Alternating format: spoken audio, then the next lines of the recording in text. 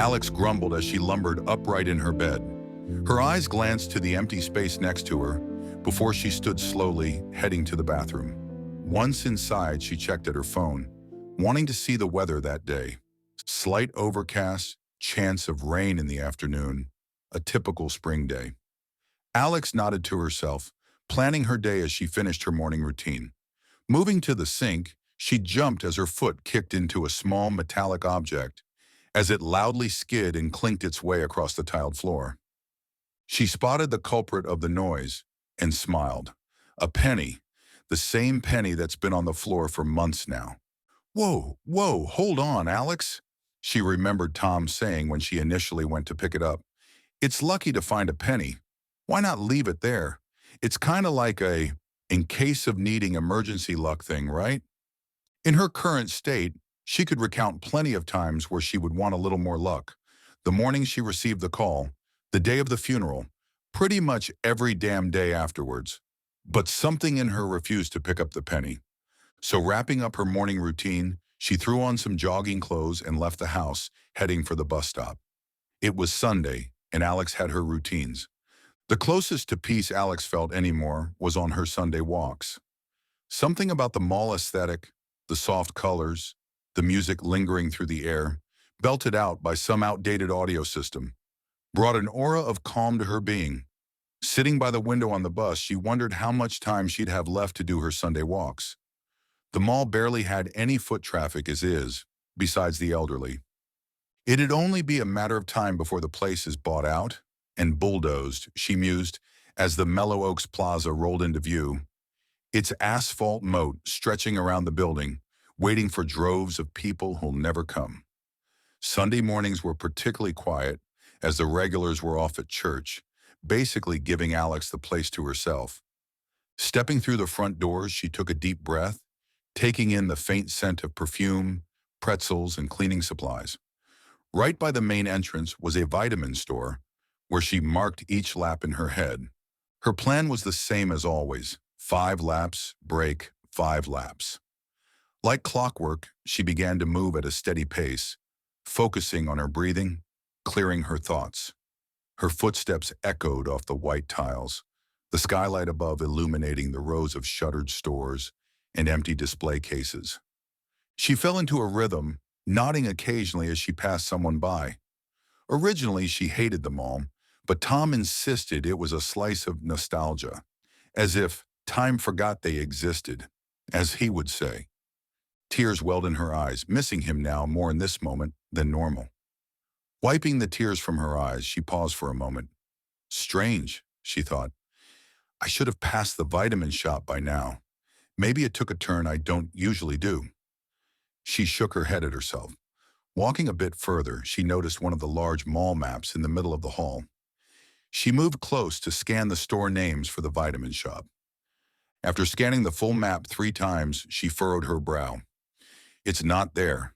It must be an old map. Probably too costly to update it with whatever shop manages to buy space for a few months. As she moved away from the map, however, her eyes read something that took her a moment to process. But when she did, she froze. Welcome to Oceanside Mall. Oceanside? What? Did this mall used to be called something else? No, that name doesn't even make sense. We're a landlocked state. Alex tries to rack her brain for a possible explanation. Maybe.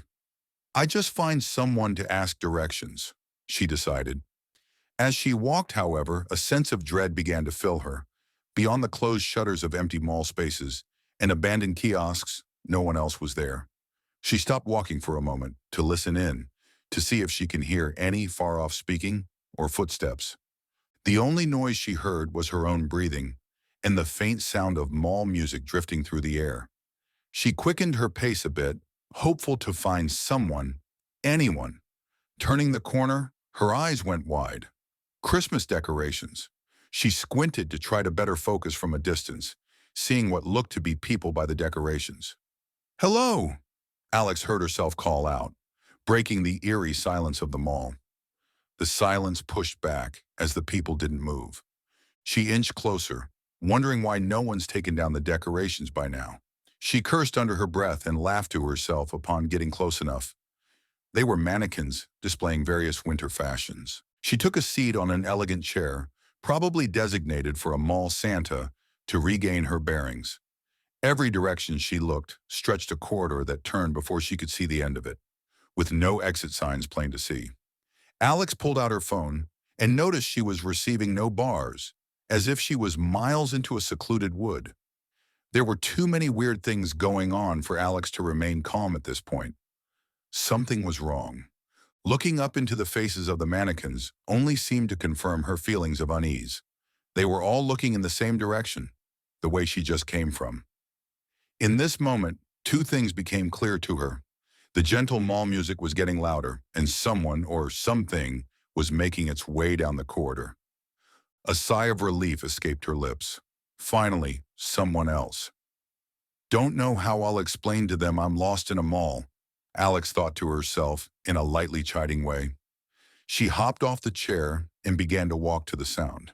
As she walked closer, the music seemed to get louder, yet still retain an ethereal sense of being overhead, floating through the air. Alex froze when she spotted something far down the hall, its loud steps echoing off the tall mall walls. Immediately, it was clear that whatever was slinking down the row of shuttered shops, it wasn't human. Huge, the shape was hunched forward, walking on all fours, its muscle-bound frame taking measured steps down the corridor. Later, Alex would reflect that it looked like a hairless werewolf's sleek, strong muscles in a wiry, long frame. In the moment, however, Alex couldn't process what she was looking at. Something was wrong with its face. Alex ducked behind an empty mall stall, peeking out to get a better look as it approached. Her breath hitched as she was able to see it clearer. From the neck up, the creature had the face of that of a marble bust, like Michelangelo's David or Augustus Thinker. The skin was shimmering under the fluorescence, like it was made of polished stone, and not an inch of its face moved. The eyes didn't blink, the mouth didn't move, but it moved its head around as it patted its way closer, as if looking for something. Alex didn't plan on sticking around, quietly making distance from the creature as she could, scampering between objects whenever it turned its head away. At its closest, Alex could confirm that the music that she thought was playing from some unseen overhead speaker emanated from this creature's body like sweat from a pore.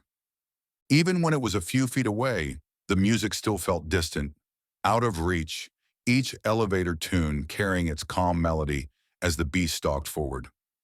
Alex held her breath as the beast paused, lifting its head for a moment to survey the area before plodding forward. Minutes felt like decades until she felt it was far enough away to begin moving again, deciding it's probably best to try to retrace her steps, going into the direction the beast came from.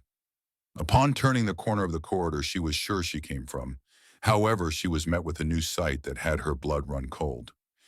It was a car in the middle of the mall atrium, the skylight above echoing with the pitter-patter of rain.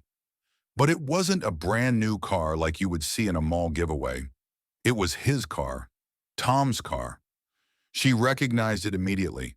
It looked just like how it did the day she was called out to confirm it was his. The front of the car crunched inward, a bent, cracked windshield hiding the interior of the car from her view. She shuddered, a wave of nausea hitting her violently. She turned away quickly, shutting her eyes tight. She could feel her heart racing. It's not real. I need to keep moving, she thought to herself. Opening her eyes again, she kept her sight straight ahead, leaving the mangled wreck only in her peripheral. Hurriedly, she rushed past the vehicle, stopping only when it sounded like a knock on the vehicle door, coming from the inside. By now she was shaking, her nerves fried out. Every fiber of her being either wanted to rush to the car or run forward and never stop running, but she couldn't figure out which one it was. As she was locked in place from her fearful indecisiveness, she didn't realize the overhead mall music had faded out until a voice took its replacement instead, sounding exactly like a classic radio music jockey coming from the mangled wreck. All right, folks, that was another classic song for you all. Well, everyone, I know you've been waiting for our special giveaway at the top of the hour here. We'll call up one of the lucky winners on our hotline. So if you hear your name called and hear your phone ringing, pick up. You won't want to miss what we have for you. Our first winner on the line today will be Alex. Let's go ahead and call her now. Alex's phone demolished the silence of the empty mall around her, the ringtone loudly broadcasting her location. She fumbled to silence her phone. Galloping, rushed steps clattered down the hall, growing in intensity and volume with each second. Alex ducked around the side of the mangled wreck, holding her breath, hoping this thing didn't know where she was. The faint music returned, claws scraping the tile as the beast lurched forward into the open space. Alex lifted her head just enough to see the thing searching, hunting for her. Alex calmed herself, noticing the rear-view mirror on the passenger side hung loose by a few wires. Slowly pulling it off, she chucked the broken mirror down one of the mall hallways, buying herself some time when the beast scrambled after the noise.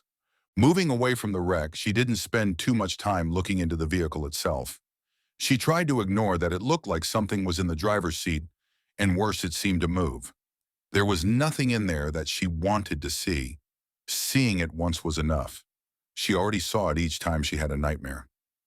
After the coast was clear, Alex continued down one of the other corridors, hoping to retrace her steps, or maybe find something familiar. She kept telling herself that there had to be a way out. The further she moved down the hall, the less recognizable the names of the stores became. Familiar department stores were side by side to stores with weird names. Al's Legal Meadery, Shoe Empress, The Visage. Inside were simple, mundane stores, betraying their strange titles. She was busy trying to decipher a sign in an unrecognizable language when she saw something move from the corner of her eye. Alex spun her head around, seeing the top of someone's head behind a store counter. "Hey, who's there?" She quickly grabbed a metal bar from a clothes rack. "Come out!" Arms raised in a non-threatening manner, an older woman stepped out from behind the counter, flecks of gray scattered through her short black hair. "Easy, miss. Don't hurt me. I didn't know if you were human or not human. Like that thing walking around? Have you seen it?" Alex kept her newfound weapon at the ready. The woman nodded. "It's hard not to see it. Some sort of nightmare creature." She eyed the weapon, then Alex. "I'm no threat, miss. Just trying to find a way out of this godforsaken place." Alex visibly relaxed, but only slightly. "How long have you been here for?" The woman shook her head. "My guess? About a day or so. You're the first soul I've seen around here. I don't think most people don't live too long, wherever we are." Alex and the woman both tensed for a brief moment, the slow creep of soft mall music echoing in the halls. The noise faded away, allowing both of them to breathe again. "So no way out then?" Alex finally spoke up when she felt the coast was clear. The woman shrugged, moved out of the store, and motioned for Alex to follow. "Not that I've seen, but I haven't seen the same piece of mall twice, even if I doubled back. Why are we even here? What happened?" Alex kept close to the woman as their steps echoed through the hall. Mannequins in various states and eras of clothing were scattered around them, dynamically posed. Alex kept her eyes on them, looking for any sign of movement. "Look, Miss Alex." "Right, Alex. Martha." She motions to herself briefly before continuing her train of thought. "Why on God's green earth do you think I'd have a clue on why we're here? Wherever here even is. One moment mall, the next, this place. That's it. I got nothing, no more than you do." Alex nodded, feeling foolish. "Right, sorry." Martha's voice became softer. "It's all right. Two's better than one, right? I'm sure we'll figure this out in no time." For a moment, it sounded like Martha was talking more to herself than to Alex. Alex smiled, though the smile never made it to her worried eyes. "Sure." The hallway opened up to another atrium. Instead of a car ripped straight from Alex's memories, in the middle of the open space sat a hospital room. It was as if someone took everything from a hospital room, the furniture, flooring, lighting, get-well cards, and flowers, and dropped it directly into the middle of a mall. There was a curtain surrounding what appeared to be a hospital bed. Behind the curtain, in the bed, The outline of a human shape sitting up was clear as day. Alex didn't recognize any of this, but the way Martha's movements stopped suddenly and the sharp gasp that fled her mouth told Alex this scene wasn't made for her. Alex grabbed onto Martha's shoulder and shook her head. "Martha!" Martha seemed to relax slightly. "I know. This ain't my first time seeing something in here for me. It's still just a little surprising, you know? It's just like I remember it." There was a pang of sadness in her voice, seeing a piece of her life laid bare. "I hoped I wouldn't see something like this." The two women began to move toward the corridor across the atrium, keeping their distance from the hospital scene. Just as the two had moved past the bed, there came a raspy voice from behind the curtain. "Martha, Martha, where are you?" Each word punctuated by a pained heave of breath, like air was being forced into someone. Martha froze and stared back at the curtain. Alex grabbed her arm, trying to pull her along. "Martha, no." But something in Martha's eyes showed a tiredness that is only built through years of regret and grief. She shrugged Alex's hand off her. "Gerald, I'm sorry." Martha moved toward the curtain. Alex panicked. "Martha! Martha, no! There's nothing for you in there!" she hissed. She had no way of knowing for sure, but something in her told her that Martha was making a mistake. The slow sound of music wafted through the air, followed by the sound of animal nails on tile. Click, click, click. Martha turned to Alex and sighed with a simple, broken smile. "Ain't much out there for me anymore either." Martha grabbed the curtain and began to pull it away to reveal what's inside. Alex ran. She ran across the atrium, only stopping at the start of the hallway to look back. There was Martha, smiling stupidly, warmly, at whatever was in that hospital bed, tears streaming down her face. The ambiance of the music grew, and there it was, the beast with the statue head, hunched, facing Martha. It closed the gap quickly, skittering across the atrium with ferocity, muscles taut, yet face unchanged. Alex flinched when this beast dug its nails into Martha. From afar, Alex could hear one gasp from Martha before she saw her body go stiff in the beast's arms. It held her like this for a moment before he dropped Martha as she clattered to the floor. Clattered, the sound of plastic hitting tile. Alex could only stare on in horror as the thing that was once Martha, now some storefront mannequin, sat lifelessly on the floor, faceless, frozen. Frantically, Alex sprinted down the corridor away from the scene, knowing she'd be next. Her eyes darted all around for a place to hide. But the emptied stores provided no cover, and the shuttered ones provided no way in. It felt hopeless. Each turn down a corridor met with another stretch of a dead mall. The noise behind her increasing in volume. The music continued to drift all around her, the echoing sound of claws clearly at a galloping gait. Click, clunk. Click, clunk. Click, clunk. Tired, she forced her legs to move, despite no energy left. Her chest was in pain. Tears formed at the corners of her eyes, and she shut them hard to focus all of her energy into moving forward. It was right behind her.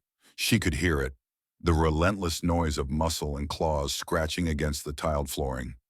Something made contact with the back of her shirt. "No, please!" she screamed, throwing herself forward. She ran into something soft. Gah! Jesus, lady, watch where you're running. Goddamn mall walkers. A man sprawled onto the floor next to Alex, his phone skidding across the floor. Alex quickly looked around, panicked, and found herself in front of the vitamin shop. The windowed exit doors of the mall sitting a few feet away, like a lighthouse at the end of an endless ocean. Alex barely mumbled an apology as she scrambled to the exit. Her breathing shuddered as she took in the warm air from stepping outside. She could barely think straight on the way home, using muscle memory just to get back. She stepped into her home, barely keeping herself together. Shakily, she headed into the bathroom to splash water on her face, take a hot shower. She wasn't sure. In the mirror, she inspected herself, trying to make sense of just how much of what she went through was real. Glancing at the back of her shirt, she took it off and immediately dropped it on the floor with a squeak of horror when she noticed the large, claw-shaped tears across the back. She crumpled to the floor of the bathroom and sobbed. Through her tears, she noticed something glimmering on the tile as her tears fell. The penny. She picked it up and clutched it to her chest desperately. Her wails of fear and relief amplified by the small bathroom space